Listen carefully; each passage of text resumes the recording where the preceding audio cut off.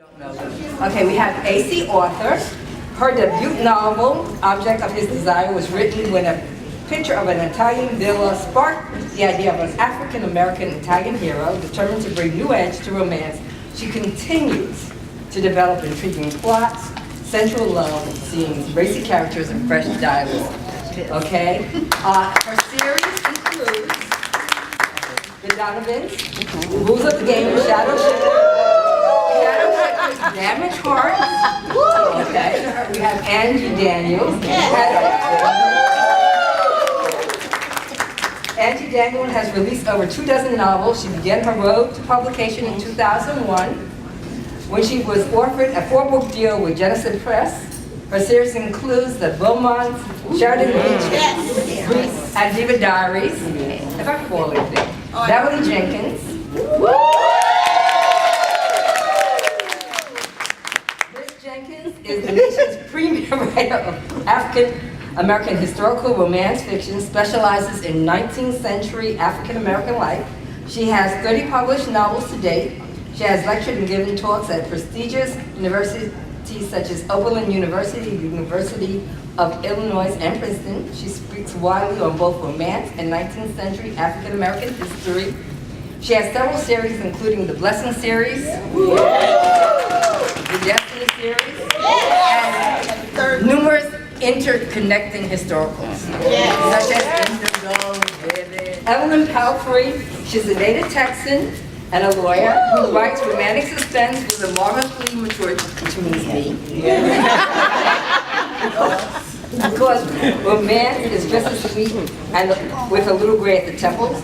She's the author of 5 novels that deal with issues that are common to middle passage of life. Her first 3 books were a series about 3 women who had been roommates at a newly integrated University of Texas in the 60s, but who had been estranged for 30 years.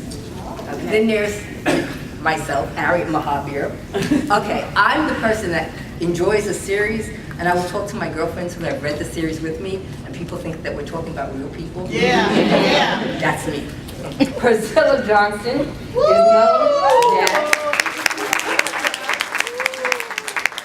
is known as the Book Maniac in her hometown of Baltimore, Maryland, where she can be found at almost every book event. She's a member of several online book clubs and a reviewer. Priscilla states that she loves reading series because the characters become family, and you have to stay abreast of everything that is going on.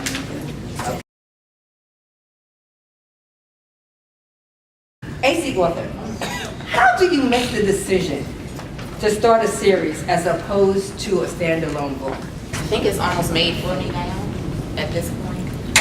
If it's a book that I know I'll be presenting to a publisher, right now, they're more interested in series books. They're offering contracts for 1, 2, 3 books versus just one standalone novel. And because I have so many series already ongoing, I'm just adding to them, not necessarily coming up with a standalone novel.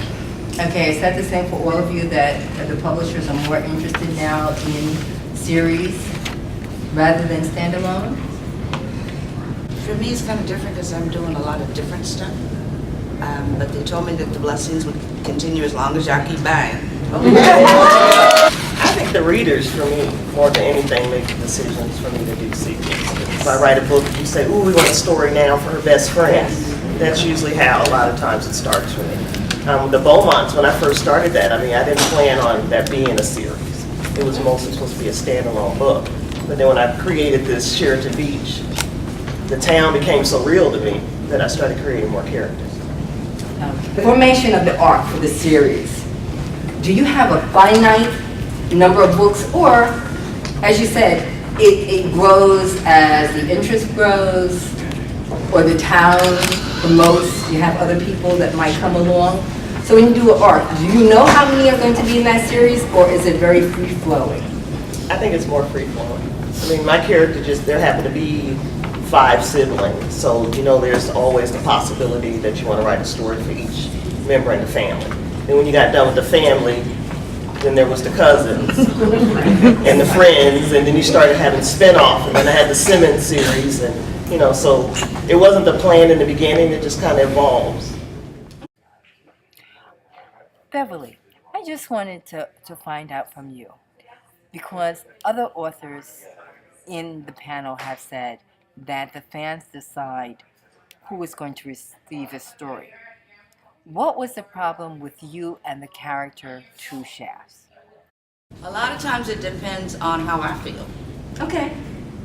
Because sometimes, and y'all would keep me writing 24/7, 365. Yes. If it resonates with me, then I sometimes will go ahead and do that character. But sometimes your ideas are fabulous. And what you want plays into what I want, which is how sometimes you get characters that I had no intention of writing. But works. How do you decide, this is for you, Evelyn, how do you decide what is the glue that holds all the stories together? Because for a number of you, there's difference. For you, it was the shifters. Sometimes it's where the town is set. So for you, how do you determine what is going to hold? Is it a sibling relationship? What? Well, I guess I'm a little different because what I really do is write a single title now. But they end up being related to each other. It's not a series in the common sense of the word. In the first book, Three Perfect Men, the character was ruminating back on where she had come from, and then these girls that had been her roommates came into her consciousness, and then I thought, well, that would be interesting. What is she talking about? They had to take that girl to the hospital in the middle of the night and got turned away. And so then it became her story. But there's not a plan. I'm just not that. I did plan a book once. I'm just a seat of the pants story. I planned a book once and did this extensive outline and all that stuff because I thought at that point, it was my third book, I was maybe a real writer. And real writers do outlines and storyboards and so I did this outline and I started writing a story, but I had to keep going and erasing the outline, fixing it because the characters didn't cooperate with me. And in the end, I decided they tell a better story than I do. And so I just let them have their way. And I started back at the very beginning. It was a dark and stormy night, and wrote it the way that's in consonance with my spirit. So I don't have a plan like that. Is a series book harder to sell than a standalone? And I think you pointed out that for you, the publishers are now interested more in series. Okay. So I think it's easier right now. Years ago, it probably wasn't.